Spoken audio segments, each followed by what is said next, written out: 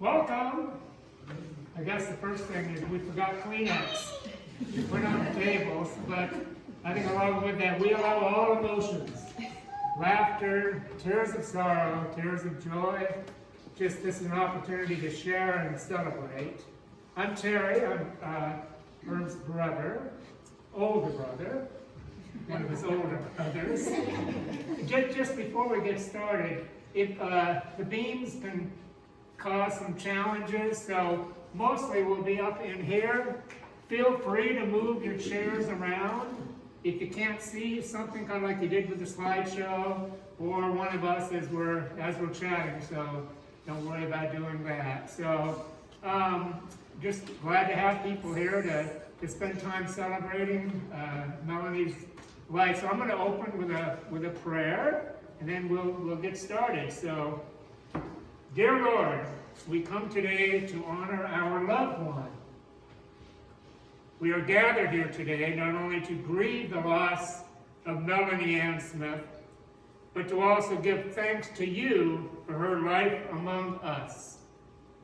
We are gathered here today not only to mourn over how different our lives are without her, but to give thanks to you for how full our lives were when she was with us. We have gathered here today not only to consider the shortness and uncertainty of life on earth, but to give thanks to you for the gift of life and the gift of family and the gift of friendships. Lord, we ask that you would comfort us this day as we come together to share love and sweet memories with one another. Amen.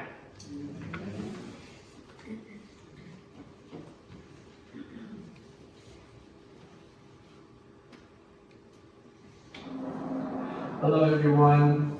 Thank you so much for joining us today. I appreciate all who have taken the time to be here and those who can't make it but want to be here to remember my mother and celebrate her life with us. I think that everyone here knows how kind my mother was. She was accepting, compassionate, and loving. Those are some of the best traits that a mother, friend, sister, wife could have.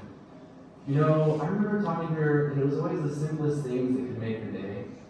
She would tell me about how she ran into an old friend at the grocery store or around town, or perhaps it was one of my friends who she bumped into. And then, of course, I would get the update on everybody's lives. But it's in this way that I've been able to maintain a connection to the people and community that I grew up with. Another of her simple celebrations was her love for sweet drinks. I think more recently it was some orange caffeine concoction called a Bowl Blaster that was sold in a cafe in town. She seemed to walk there like every day. But long before then, when I was a kid, I remember she would always make sun tea. On those hot summer sunny days, which I'm sure you guys are all accustomed to right now, she would fill up the gallon jug and set it on the porch, and we would just drink those all day long. We'd fill them with ice and sugar, and in that way we were able to really satiate the sweet tooth. It was on days like those, under the summer sun, when she would tell us about her life on the orchard and the river. She grew up in a beautiful home on the Columbia River where her father managed the orchards. Every time we drove by Little Rock on our way to Wenatchee or the west side, she would point down to the water and share stories. Sometimes I try to picture that life and what it must have been like to grow up there. Hearing the river outside your window, looking up at the stars, unfazed by light pollution, a simpler time. I suppose that is one of the reasons she was so happy there in Okanagan. It was just the right kind of place with her.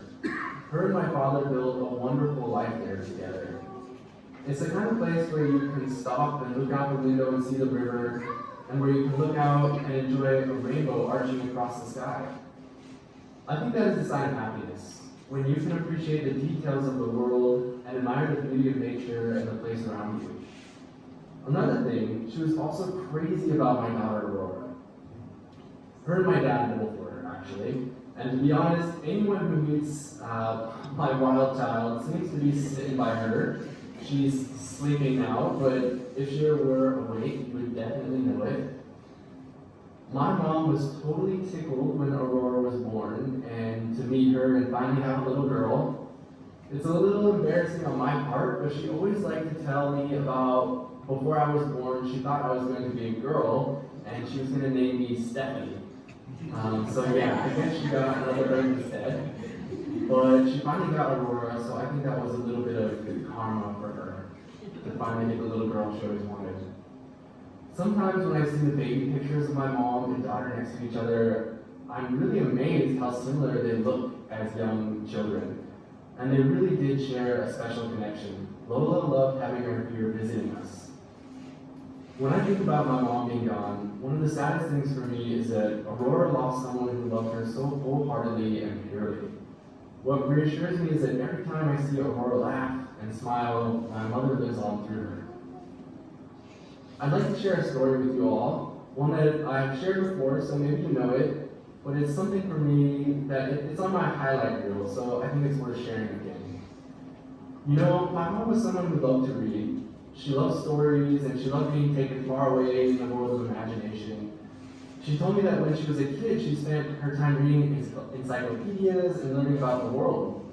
Along with that, it always seemed to me like it was one of her dreams to travel and see firsthand some of the things she read about. So when they came to visit Thailand for my wedding in 2016, I wanted her and everyone else to have the best time possible. So she got to play with elephants, shop in mega malls like she never experienced, try new foods, which admittedly was probably way too spicy for her sometimes, but she kept going like a trooper. And of course, she got to see the islands and the truly picturesque beaches that Thailand has to offer. So I took them to Koh Phangan. It's this mountainous island in the Gulf of Thailand, which also happens to be one of the major party centers of the world. It was made famous by the movie The Beach with Leo DiCaprio, and well, let's just say that it lived up to its reputation when we were there. I read online about this awesome day trip called Bob's Booze Cruise. Honestly, I was sold on the name alone. But actually, it turned out to be this amazing day. My mom wasn't their typical customer, a mid-20s backpacker, but you don't have to be some hippie, as my mom might say, to enjoy something like that. It's a mindset. To be in a moment where you can be carefree, let the wind blast through your hair, as you speed along the jet boat, and enjoy the unbelievable scenery. Blue skies, transparent water, beaches so white and fine like moon dust. The entire experience was special, but there was a moment there where everything in my life seemed to fall in line, and I was in the perfect place in the universe. At that moment, we were all exactly where we were supposed to be. In my memory, it's like a snapshot or maybe a gift, one that I can come back to replay and find that happy place where I know my mom is now. It was at this point in the tour where the boat anchored in the cove and the island wrapped itself around us. People got out to paddleboard, snorkel, swim, and just bob around drunkenly in jackets. I was hanging out on the bow of the boat with my parents, with some of my best friends dotting the scenery. My dad and I were tossing a football back and forth with my brother and Taryn, who were both swimming in the sea, while my mom chatted with some of those 20-somethings I mentioned earlier. And by this point, they were all calling her mom too, of course, as she's been the neighborhood mom to all my friends my whole life. So while we sat there, I remember vividly how she turned to me and told me it felt like being in paradise. And honestly, I was so happy that she was happy. All of the stress and planning paid off just to get that.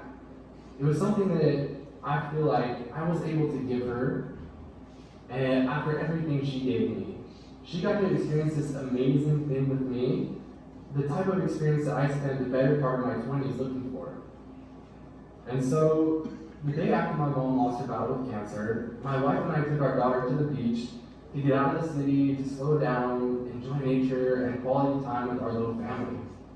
I sat there looking at the waves rolling in, and I really did dig my toes into the sand, and I really did pick it up and let it slip through my hand. I made my little hourglass of the universe and let the grains fall to the earth.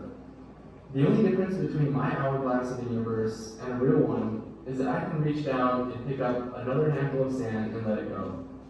But in our lives, we only get so many pebbles, so many moments. It's because of this that it's important to slow down and find value in the small things around you, like my mom was able to do so often. So I hope that everyone here today will take that moment, stop and breathe and smile, and remind yourself to appreciate what you have.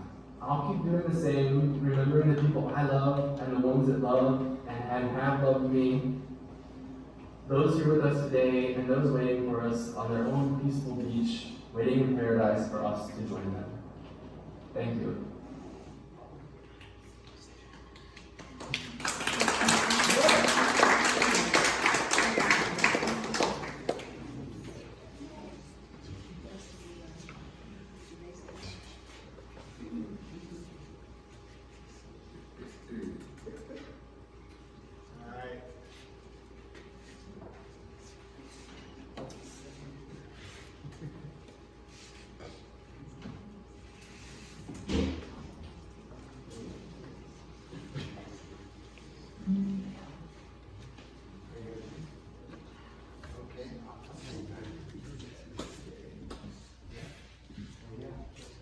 Yeah, I'd like to introduce Karen and Jill.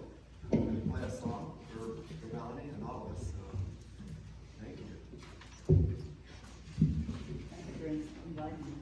Yeah, after, yeah, that would be great. They're so happy to be able to have Karen and Jill perform for us today. You know, it's a family, friends going back to Okanagan High School with Karen, and they came back.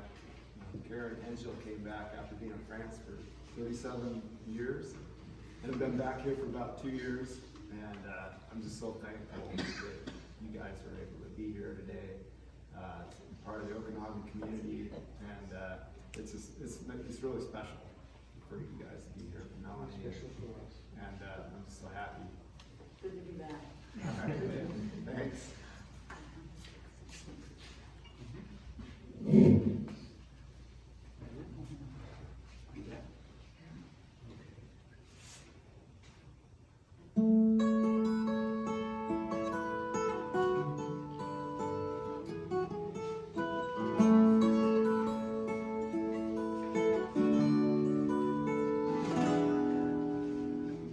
Here comes the sun. Here comes the sun, and I said it's alright. Little darling, it's been a long, cold, lonely winter. Little darling, it seems like years since it's been here. Here comes the sun. Here comes the sun, and I say it's alright.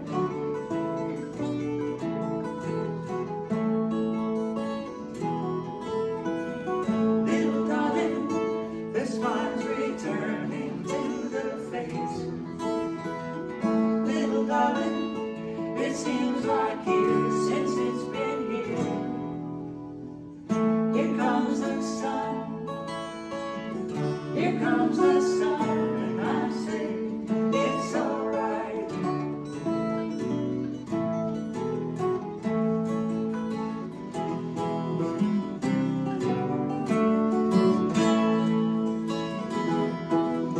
Sun, sun, sun, here we come.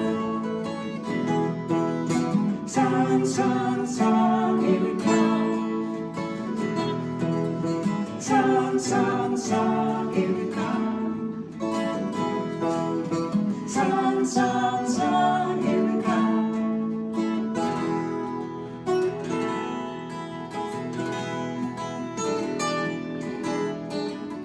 Little darling, I feel the ice is slowly melting.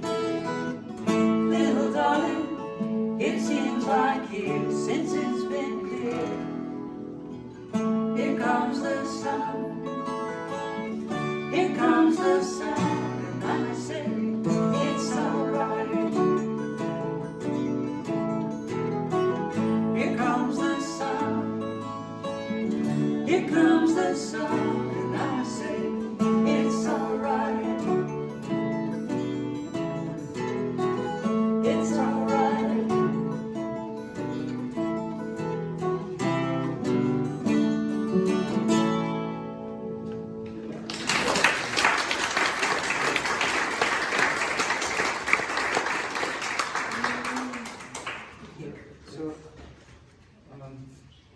Irv said, oh, 2 songs, yes. If you let us do, we'll stay here, you know.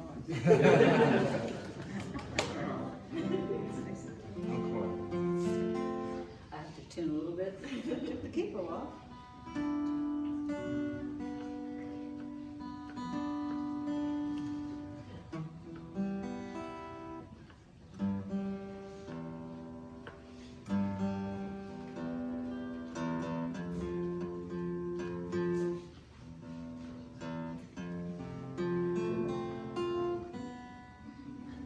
Here we are.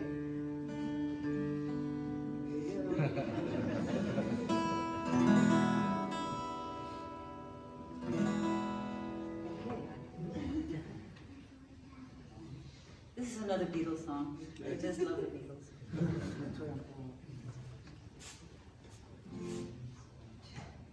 Who knows how long I've loved you?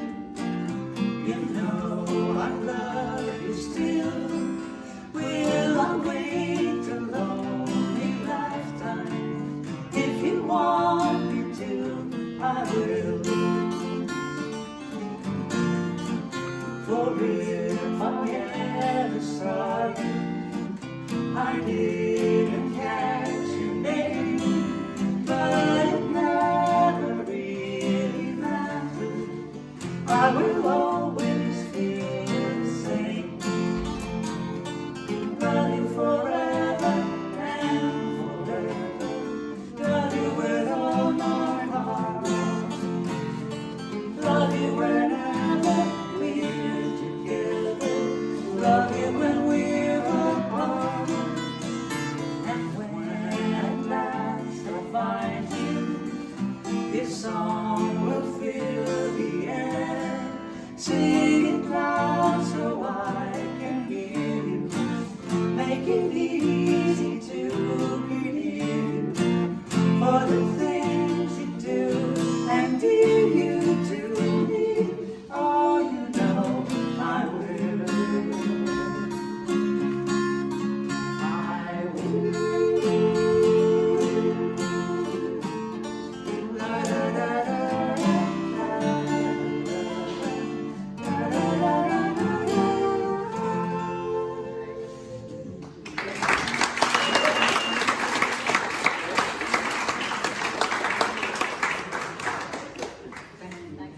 Thank you.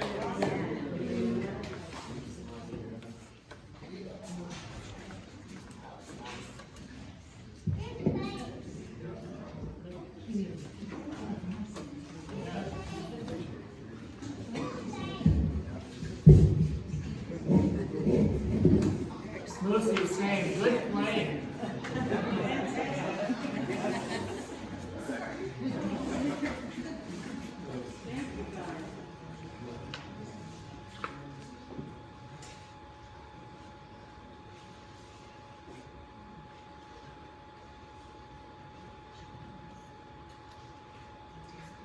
Okay, thank you, Karen and Jill, for that beautiful acoustical stringing and singing.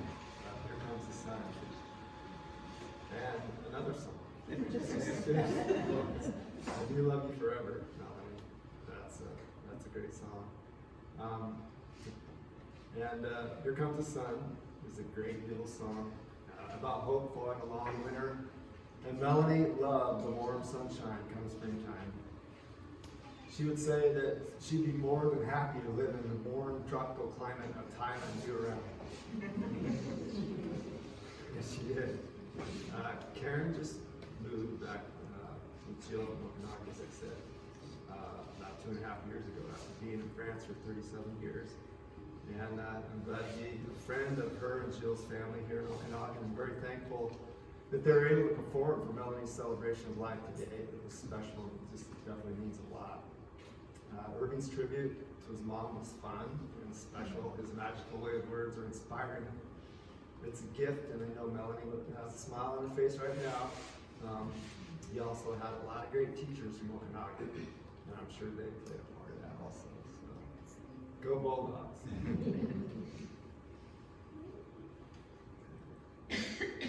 So speaking of roads leading home, some exciting news happened in June when Irving accepted a position to teach history at Brewston High School this fall. So you didn't know, go Bears! Yeah, it's pretty exciting news. Melanie's probably dancing and crying with joy at the same time right now.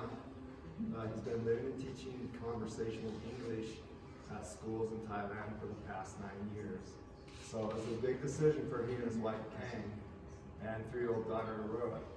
And it was just 2 years ago that Melanie and I visited Thailand to celebrate our granddaughter's first birthday on August 9th. So congratulations to Irving and family. I'm truly excited about having their company at the house. There will be no partying unless I'm invited. Irving. Irv's the party. So thank you so much for being here today to honor and remember Melanie for the beautiful person she was. She had a beautiful spirit. Melanie was a wonderful daughter, sister, wife, mother, aunt, grandmother, and friend. She was loving, humble, kind, caring, and compassionate person. Melanie also had a spunky, fight like a girl attitude, like the front of one of her t-shirts said, and was not afraid to speak her mind, all while keeping an open mind on any topic. Melanie was a wildcat, a bullpup, a bulldog, a cougar, and a husky, although probably more of a cougar based on the number of WSU t-shirts. The darn house divided thing, Eric, it's you. Irv is spot on when he says that she loved the simple moments and things in life. Flowers of all colors, especially carnations. Saying hello and conversing with almost anyone who would lend an ear. A phone call from Eric and Irving wishing her a happy Mother's Day or birthday. Cuddling with their lovely Piper, our adopted feisty rat terrier with no fear. Strawberry angel cake, lemon pie, banana pudding, nectarines, peaches, strawberries, and cherries. Going out to dinner at Rancho Chico's and capping it off with a strawberry daiquiri, of course. Or a frozen margarita. A bowl blaster, or a hot peppermint breve from the Freebird, almost daily. Rock and roll, not really country. Any Marvel or DC movie with a bowl of popcorn. Reading a good book, tons of books, especially Stephen King. Shoes, clothing, and a stylish haircut. Seeing a mule deer or a stray moose in the deep of winter. Sitting on the deck on a cool summer evening, looking at stars and searching for satellites or the International Space Station. A beautiful rainbow and a nice warm day on the beach. I can hear her hilarious bubbly laugh with each and every moment. Indeed, Melanie lived life in the moment and was present in a way that was very uplifting. And of course, more than anything, Melanie loved her family and friends. She also loved going to the farm shed in Okanagan among many antique stores we checked out to look at items with a vintage character and to decorate our home. She was so bummed when the farm shed closed a few years ago. So I think the rustic old flour mill was like the perfect venue to gather and remember her by today. Since her passing, I wrote to Melanie about memories inspired by photographs of her and to tell a story of my love for her. I'd like to share it with you. So first photos, Okanagan, June of 1983. Our first date was a Friday night at the Western Restaurant in Okanagan. There weren't all that many to choose from, but it became our favorite dining place for special occasions for many years to come. I was definitely attracted to your beautiful hazel eyes, sandy blonde hair, and attractive smile. Conversation was easy and we seemed to have a great chemistry right away. And so you're kind of laughing with this cute, bubbly smile in the first photo I took of you sitting in the kitchen of the house along the Okanagan River. Maybe you were shying away from the camera. I looked a little quirky in the photo you had taken of me also. So it must have been first photo jitters or something. We were back from a nice day of sun and swimming at Concanoli Lake. Concanoli Lake photo, 1983. You certainly look stunning in your black two-piece swimsuit, sporting a fine figure. Why be modest about your looks? I decided it best not to share that photo of you, but this is another photo I took of you that day sporting sunglasses while sitting on a blanket at Fleming's Resort on the Upper Lake. You love being around water, having been raised as a darling country girl along the bank of the Columbia River's Lake Eniat, opposite an ancient landslide that formed Turtle Rock. What a great day at the lake. It was the beginning of something magical between us, like the Swedish opera song, Waterloo, referring to the Battle of Napoleon's defeat in 1815. I was just beginning to give in to you. I remember ABBA was one of the many rock albums you had stacked next to your hi-fi stereo. Unfortunately, later on, most of that vinyl disappeared with an occasional garage sale, though we still have a few left, I think. Grandma Pratt's house, August 1983. You were working at the plywood plant all summer, and I was working for the Forest Service on the Winter Ranger District. We were working for the weekend.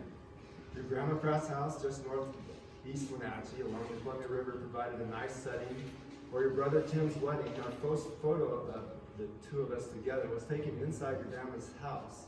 You looked beautiful wearing a pink dress. Your summer beauty radiated like the warm August sun along the sparkling waters of Lake Eniat. This became the millimeter photo that you framed and still sits on the mantle in the house. The other photo shows you standing on a dock pillar in front of your parents' house, Turtle Rock looming in the back. It's like a mirage as it appears you're actually standing on water. I met your family for the first time that day. Your grandma Frodia and family provided some friendly Tennessee hospitality. For all those attending the wedding, very down to earth people whom I quickly saw was where your warm, friendly personality was rooted. There was a hint of a southern accent accompanied with a few of your Tennessee family that I grew to admire. Your mom and dad's families, like many others from the South, had moved out west in the late 40s to try a life of working orchards in Washington. On the back of a photo of your granddaddy Pratt, you wrote that he was one of the finest men you had ever known.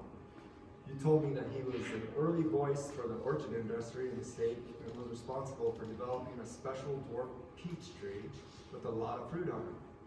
You also had a very close bond with your grandmommy Pratt, as you lived a few miles down the river and spent a lot of time with her growing up.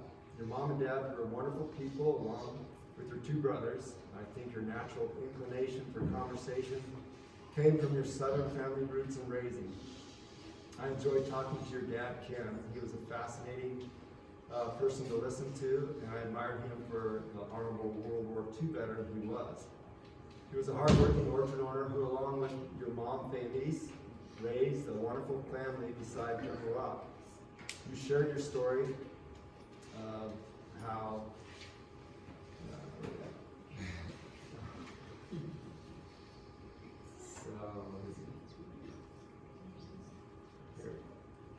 you shared your story of how your dad bought you your first car, which you said was an ugly Nash Rambler. Wayne said it was boring. But later on, you got to drive brother Wayne's Ford Mustang to school, which you said was totally made up for it. Wayne said it was in 1969 when he went to basic training for the Marine Corps. Wayne expanded on the story about you shooting a rattlesnake in your dad's orchard with a .22 rifle. He said it was actually a bull snake. And he literally shredded it by emptying all the shells on it. Your dad was not happy because bull snakes took care of all the mice in the orchard. 7 Falls, Cheyenne Canyon, Colorado, spring of 1985. Spring of '85 was a perfect opportunity to spend time together and visit Gene in Colorado Springs. In this photo, you're stunningly beautiful again, posing in front of one of the 7 falls cascading in Carmen's Way down 181 vertical feet of pink granite rock of Cheyenne Canyon. The photo shows the steep staircase steps for navigating along the viewpoints of the falls, and on the back of the photo you wrote, Mel coming down 204 steps. Look out, that's 7 falls. Hiking was not one of your favorite things.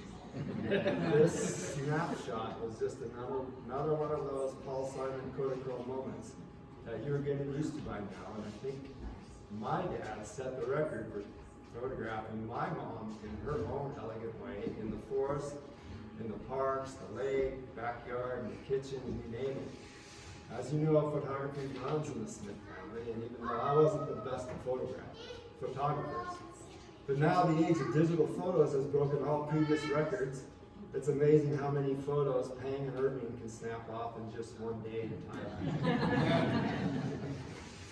As the song goes, they give us those nice bright colors, they give us the dreams of summers, and make you think all the world's a sunny day.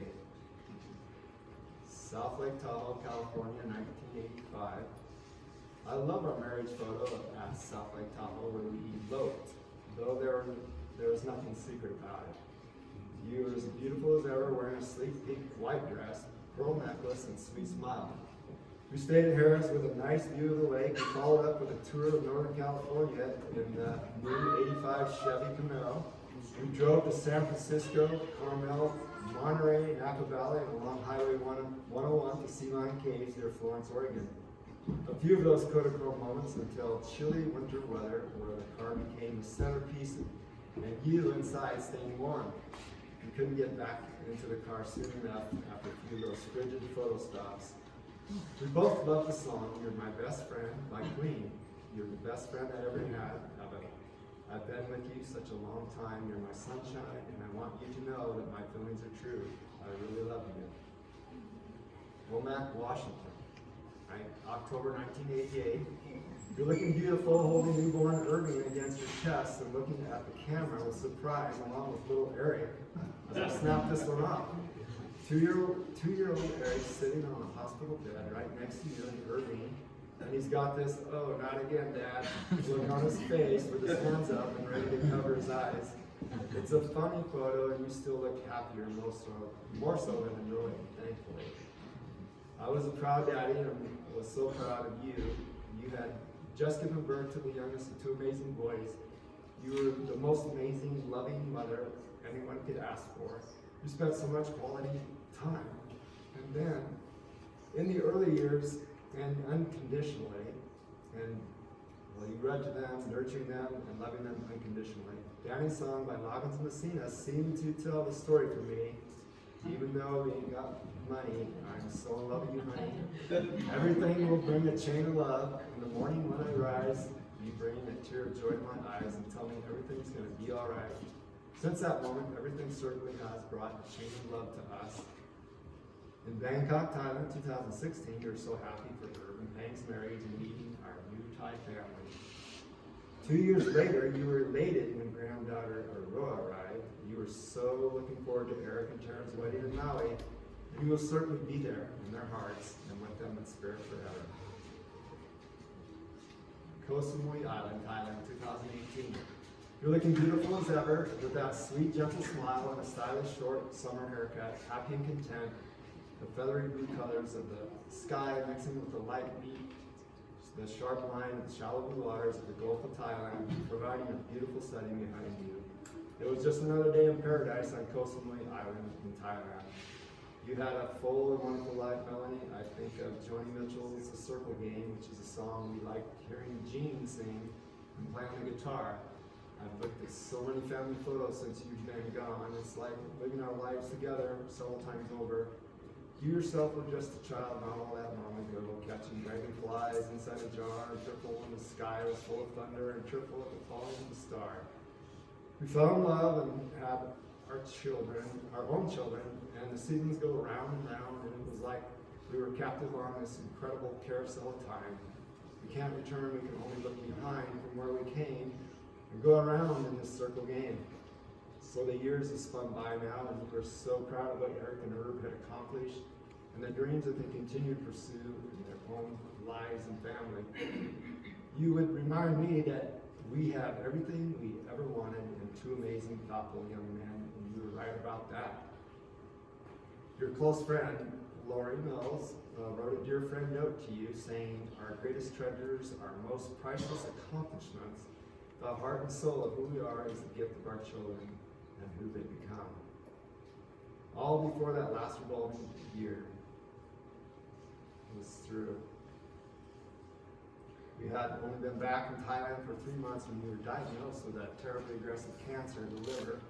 It was shocking, and it took you away from us way too fast and way too soon. You were scared, and so was I. We've been able to overcome adversity before and always held it together and overcame, but this was something we had no control over. It was like a freight train, and there was no stopping it. You were upset that you would be missing precious years and equally worried for loved ones dear to you. I was so proud of how strong you were and how hard you fought, as were so many of your family and friends. You were so thankful for Dr. Julie and the nurses that helped along the way. I was right there with you for every moment. You stayed so positive through it all. You were at home with your family, and I know you were holding on tight because of your love for all of us. You kept on fighting, but finally in the end, we told you it was okay to let go and that your loved ones were going to be okay. You took comfort in knowing that you would be in the Lord's hands, so you left us peacefully. All our love and your spirit will remain in all our hearts forever. And in Irving's words, now you are sitting at a beach in paradise, digging your toes in the sand and having peaceful moments while simply waiting for us to come ashore. Your beautiful warm spirit is always present. You have graced this earth with a huge heart and continue to shine. A warm light on all you've left behind, sweet like strawberry wine. I love you and miss you so much, Melanie. Rest in paradise.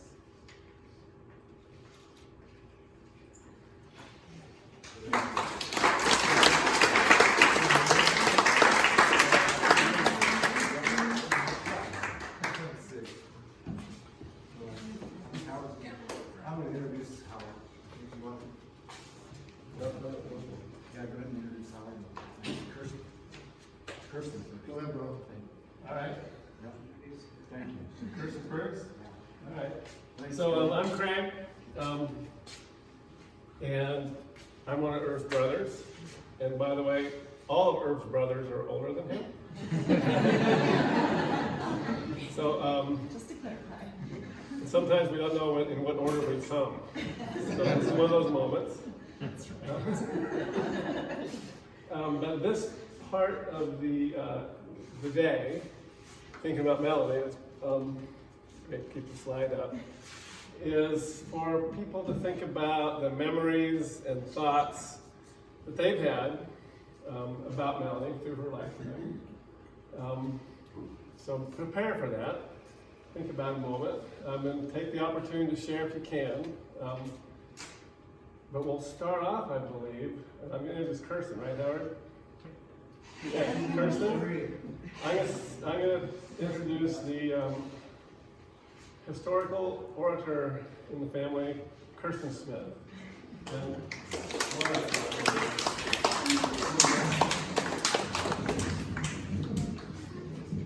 we'll keep it in the center. Right here, Kirsten.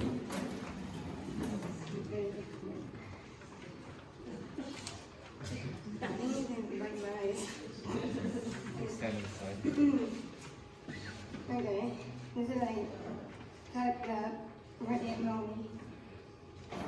I'm sorry. Here we go. I can do it. I'm Jody. I'm Melanie's niece. This is Kirby. I'll help her when she gets home. Aunt Melanie, you are my inspirational to me.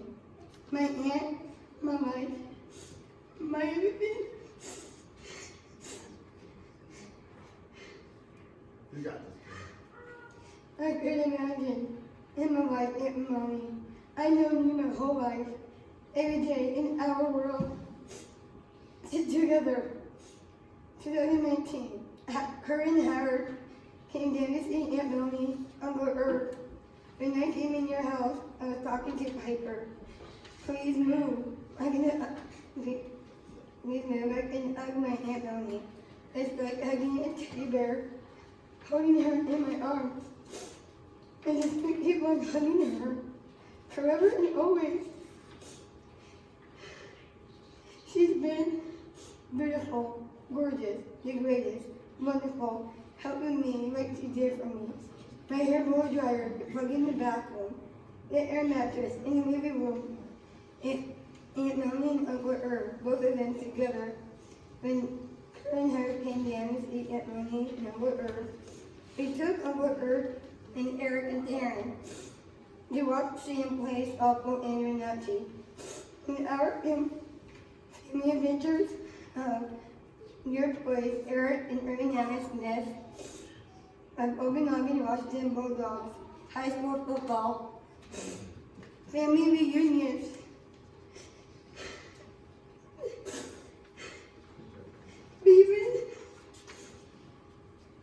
We've been doing house party call. I love you with all of my heart, forever and always. I love Miss Kirsten.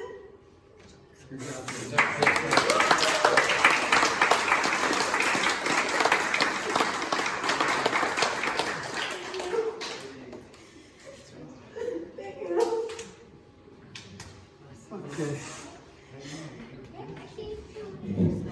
I'm number 2. Karen and Gil, where are you guys at? Karen and Gil. I need to learn to sing and play like that to get my granddaughter's attention. Man. I don't know where you start on something like this. Thank goodness for this technology, though. Thank you to the Flower Mill, Eric, Karen, Urban Penny, for hosting everyone on this memorable day. We only get to do this once, and you definitely got it right. From Erica, Jody, Kirsten, and myself, deepest condolences to the Smith and Jones families. It's hard to find words for losing a mom, a wife, a sister, aunt, friend, and once you do, there aren't enough to go around. They say that time heals all wounds, but I can assure you it doesn't. But have faith. To Eric and Irving Allen, if you're anything like my girls, you'll never get over this, but you'll get through it. Keep the faith and memories, and know you'll find peace. To Irv, if you're anything like me, you'll find it's not impossible to fly solo without your partner. However, it's a hell of a lot harder. Keep the faith and memories, and I know you'll find peace. To everyone who has lost a loved one to cancer, where's Lucy? Come on up, Lucy. I'm singing and dancing for you. Just keep touching cancer. Go, Lucy. To everyone who has lost a loved one to cancer or knows someone with it, please advocate for them. Not my pink lemonade. Wristband. It may not be curable yet, however, having a family and support system and being plugged into your aches and pains and seeing your physician regularly is a good defense. Don't take no for an answer when it comes to getting an MRI or CT scan. Pain equals a picture, early and often, for early detection and saving loved ones' lives. Although I did not know Melanie as close as many of you, I do know the impact she had on the lives of those she loved. And one of those, as you could see and tell, was Kirsten. It was a battle of social butterflies from the start. From phone calls to social media mania, emails, and finally settling on letters, yep, snail mail instead of posts to keep in touch. It seems like we've all gone through that transition here at one point or another. So I'd like to share Melanie's last letter to Kirsten, written on April 4th, 2020. Let's see, that would have been 2 or 3 months after we were put to stay home for a while, right? So they communicated before that, and this was a little bit more than 4 months before her passing. On the 14th day of August, Kerr has that circled on our calendar every month. And as our dad said, keep the past ever present. I have her letter right here. Let me grab a drink of water, Cody. I've got cotton now. How's that happen? That's a short letter. Hi, Andy, come on. All right. Right there, Jody. There's a bottle right there on the table.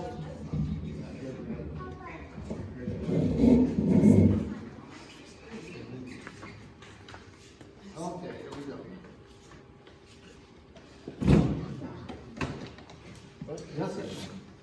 You up here, Lucy? Come on.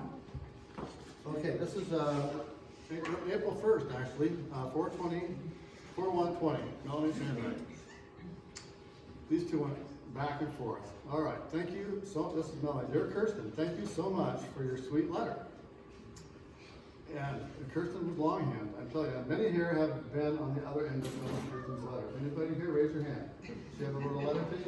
Oh. Yeah, Mom. All right, anybody got a book from her? All right, back to Melanie. I am doing so much better, getting my energy back slowly but surely. I'm trying to get outside as much as I can, just to get some sunshine. It's hard sometimes. There she goes. It's hard sometimes when the wind is blowing and cold. Always some wind with Melanie, huh? Wind in her hair. I am patiently waiting for summertime. Of course, this was in April. Uncle Irv has been busy doing schoolwork from home. He's chatting with his fellow teachers right now on his laptop. You take that laptop and where you go? Huh? You're doing good with it though. Eric and Karen seem to be doing okay. They're both working from home now, staying safe from the bad virus. Irving, Allen, Pang, and Aurora are doing great. They have been spending their vacation time with Pang's parents. Pang's mom had to have an operation. She is doing well. Aurora has been a real joy to see and talk to once a week on FaceTime. Wow. Well, I better go. It's lunchtime. And I need to eat. Can you read the last sentence? No. You want me? No. Okay. I love you very much and take care of yourself. Love, Aunt Melanie.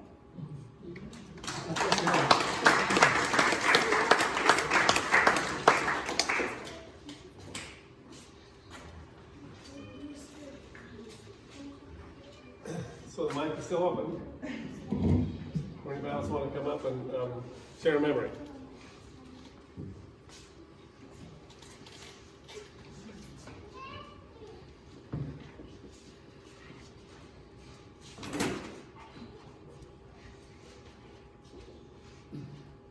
That's how you empty a room. Where to follow? I'll share one of mine. A few words were said about Thailand and the joy there, and the one word, I think Herb mentioned it, but the key word for me, because I, myself and my wife got to enjoy those couple of weeks in Thailand with the family. And I would say strawberry daiquiri, strawberry daiquiri, strawberry daiquiri. It wasn't to me one brief picturesque moment in the Cove at the beach like Irving described. It was dinners at restaurants and afternoons at the beach, and it was always the very first strawberry daiquiri of the day for Melanie, and it was pure bliss to have that be part of her entire world. And I know in my few decades of knowing her, I truly believe that was the funnest I've ever had with her, and the happiest that she ever was. For those, it was 2 weeks. It was a great tour, and I'll never forget her appreciation of a good strawberry daiquiri. Just one, not many more. So, so the mic's still open. I don't want to stand at the mic.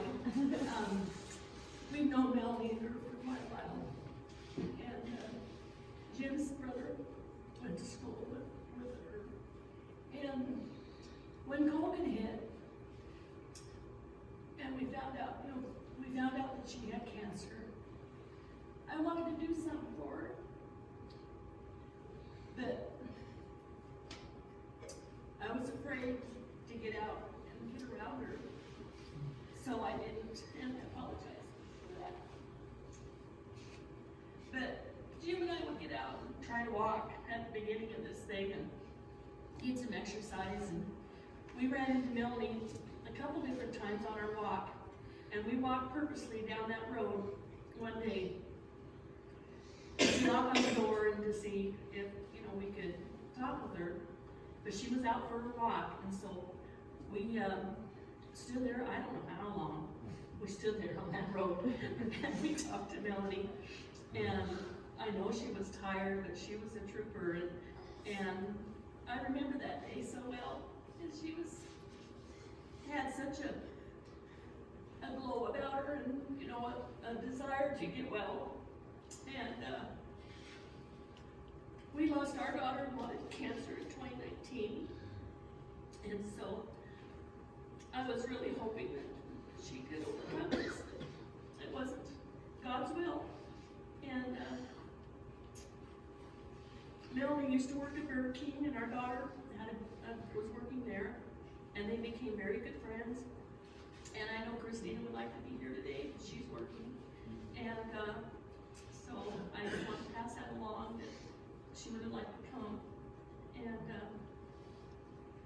we had her and Melanie in the house a couple times for dinner, long before she got sick. And you guys have just always been around, and we were real close, but I still consider you guys friends, and we love you.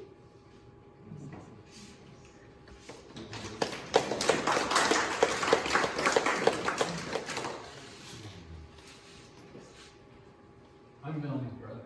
And I always told my wife, growing up, I don't think anybody could have had their childhood than we did. Family unit, we ate dinner at Grandma's every Sunday. We lived 3 miles from us, but the whole family was there almost all the time. It was, Granddad Pratt was a visionary, fought for what he believed in. It was just such a nice childhood. And we all the cousins, Mike here, and the cousins, Jimmy. It was a good childhood, in my opinion. I mean, we did not live. What else? You lived on a river. You had a boat. You could ski. You could play. You could hunt. You could fish. You worked in the orchards. There was never no doubt you weren't going to work. I mean, if you had an orchard family, you were going to work in the orchards. But it was such a neat time. And I miss it. And I miss my sister.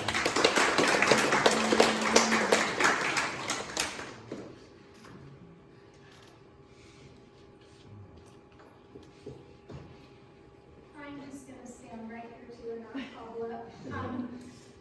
But I just wanted to say, I have a little saying at home that says the value of friends is not in the amount or quantity of friends, but in their strength and value.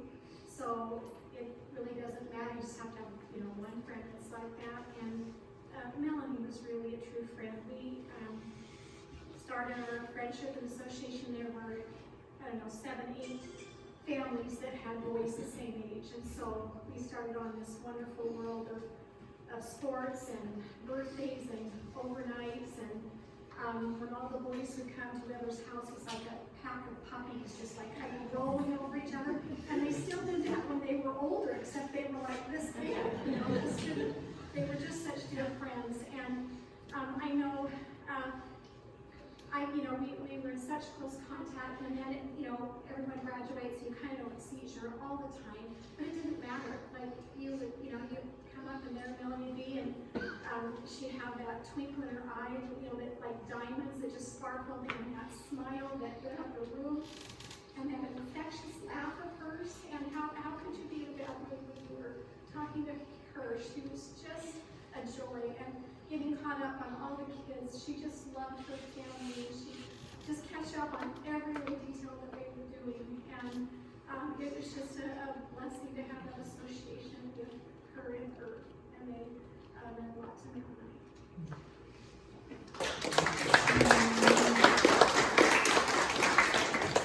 One more thing. For driving my new Mustang that I'd only had for a few months before I went in the military, I didn't learn about that till last spring. Wow. It took me that long. that's equality.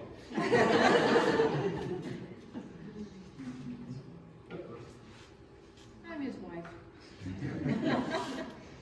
This is what I wrote for her, and it pretty much says everything. And I said, a rose will drop its petals, and its beauty will fade, but we will always remember the smell of a rose. You have dropped your petals, and you are gone from our sight, but the sweet memory of your smile and the twinkle of your eyes will always be with us. Memories never fade, and with yours they make us smile.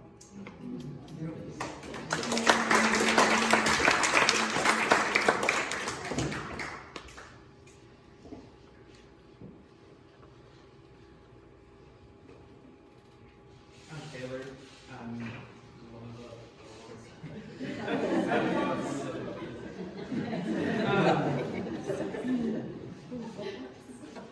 I spent a lot of time over there.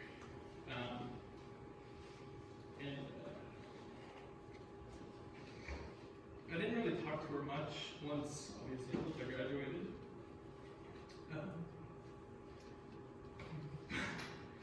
But I knew every time we went over there, like when we were little, Irv, like, never, little Irv now, like, always wanted to go, like, from upstairs to downstairs. Never stay upstairs. Because he never wanted to, like, get into a conversation with his mom because he knew that it wasn't going to end. And he would just be like, well, we're going downstairs. So we go downstairs. Or we'd come upstairs and be like, okay, well, we're leaving. And Mel would come out and be like, hold on. And Irv would just be like, no, we need to go, we need to leave. And, like, I'm just now realizing that we never really used Facebook because Melanie was her Facebook. She knew stuff about us before we knew about her. And it wasn't like, it was almost like countywide. Like, we could go, like, I remember we were out of school and everything, and we went over there because I think Irv came home, I think it was like Christmas or something, I can't remember. But we went over there, and it's like, I knew what people down in Brewster were doing, and I knew what people here were doing, and Omaha were doing, I mean, everybody. So it was always really nice to catch up, and she always knew a little bit of something for everybody. And yeah, she was the neighborhood mom. You don't really process it. So it's just nice to see everyone. Thanks.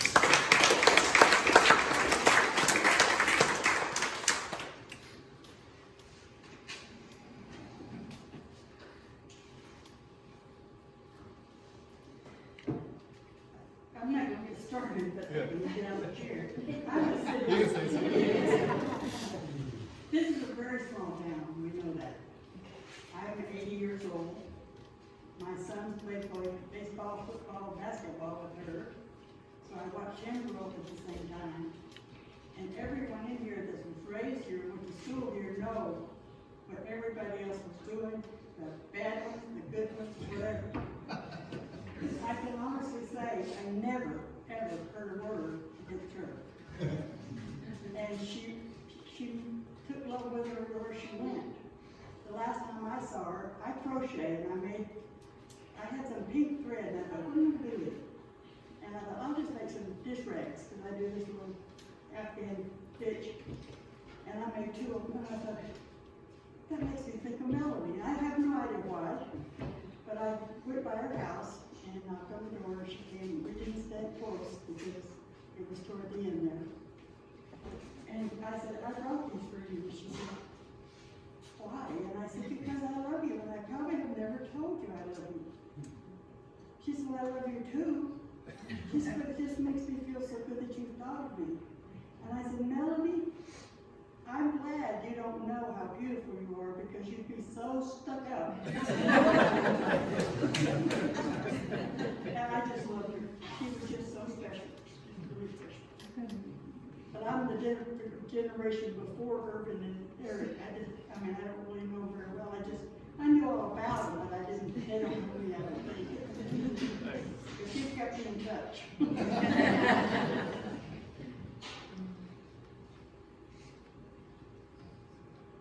Yeah, the first Facebook page of Okanagan County, I guess.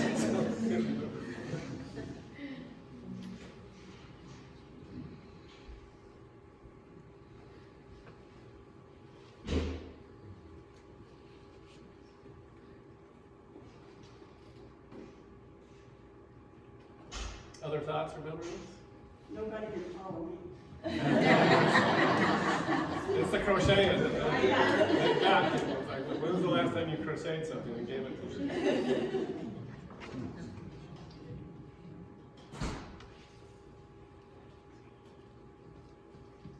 I love these awkward sciences. Awesome. Next slide. And actually, why don't you go to the last slide? Now do this last. Oops, never mind. But yeah. So I was also going to share, but I would call Melanie. I call it the art of conversation. Sounds like that was a theme with many of you, and we would sit down with Melanie, and she would talk, and we'd listen and have a conversation, and then we'd continue to have that conversation, and continue to have that conversation, and continue to have that conversation, you know, and but you know, that really was an art and a strength that she had, was that ability just to sit down with any, and I heard that theme threaded throughout, you know, this celebration, is that ability just to immerse herself in a conversation, whether it was on the boat in Thailand with the 20-year-old hippies, you know, or at home with one of her kids' friends. So I just think that was great. You know, and just saying, if you didn't have the opportunity, didn't feel comfortable saying anything, that's great. We do have some 3x5 cards and some pens, and you know, it's really nice later on. You know, if just a sentence, if you'd like to share as we're, you know, afterwards as we're hanging out, there's opportunity to do that. And you know, please stay and have a conversation and continue those thoughts. So, but for her, Van, you talked a little about the Smith family. I think this event has been picture perfect. Huh? Just a great presentation. Thanks to Eric and Irving Gallery for all their contributions. So, and then I just like to close with a prayer that Irv came up with. So, if you might, please pray with me. God of all comfort, my family and I are consumed with pain and separation from our dear one who has left this life. We know that we will be reunited one day, but our hearts long to be together now. And yet, in our sorrow, we thank you for the sweetness of your abiding presence. We thank you for comfort and the peace that passes all understanding. Amen. And we're also going to continue we'll run through the slideshow again for some of you who came in late. It's what, a couple hours? No, it's about 20 minutes.